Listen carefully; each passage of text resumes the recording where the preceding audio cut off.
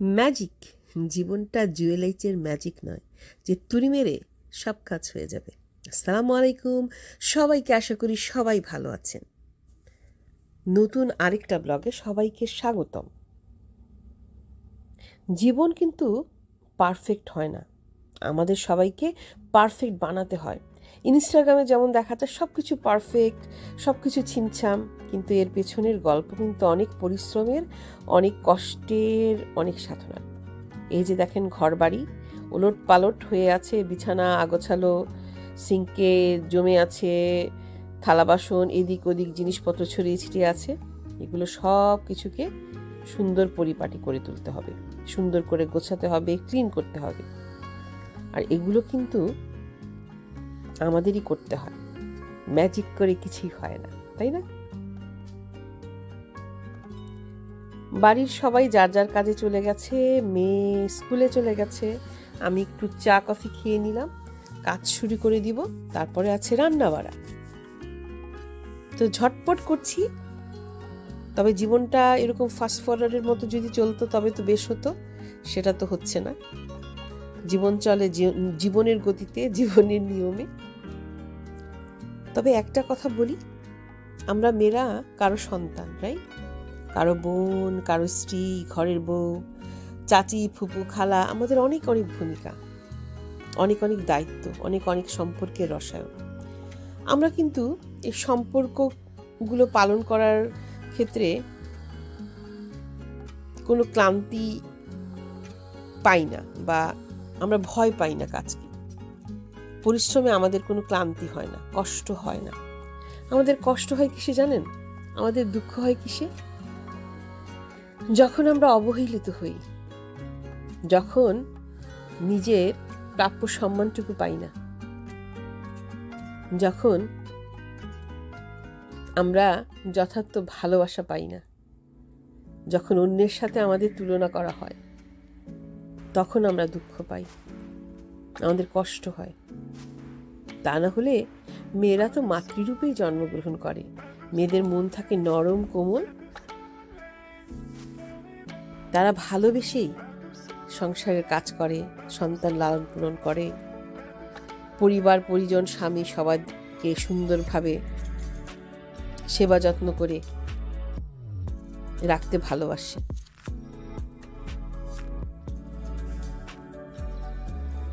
তবে ওই যে বললাম, দিন শেষে একটুকু ভালোবাসা, একটুকু অ্যাপ্রিসিয়েশন, কেউ যদি বলে you did a good job, কিংবা তোমার আজকে অনেক ধকল গেছে, একটু রেস্ট নিয়ে নাও, একটু খেয়ে নাও, তুমি দুপুরে খেয়েছো।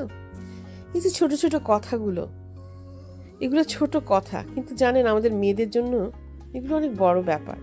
একটু ছোট্ট পজিটিভ জেস্চার, একটু মায়া। তো রান্না বাড়া শুরু করে ফেললাম।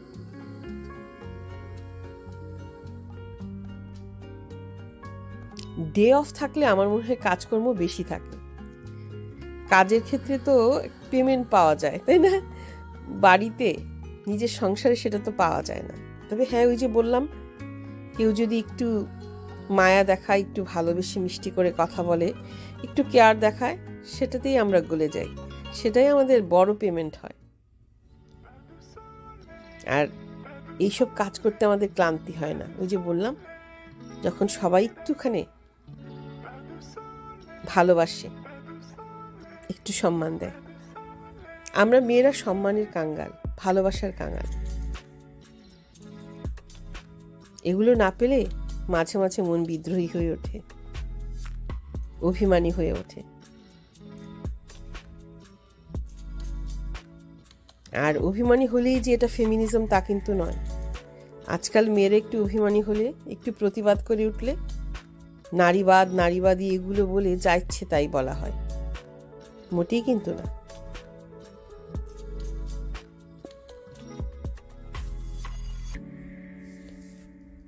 আমার রান্না বাড়া অলমোস্ট হয়ে গেছে। চিংড়ি মাছ দিয়ে বেগুনি বাঁধাকপি। খেয়েছেন কখনো? আজকে একটা আইটেম করছি। গতকালকে ডাল আর সবজি আছে। আমরা প্রবাসীরা না রোজ রোজ ফ্রেশ খেতে পারি না, জানেন তো। আর যদি ওয়ার্কিং ওমেন হয় একটু হার্ড হয়ে যায়, তারপরও চেষ্টা করি। লোকে বলে ওয়ার্কিং ওমেনদের পরিবার ঠিকমতো চলে না, বাচ্চা কাচ্চারা ঠিকমতো পড়াশোনা করে না।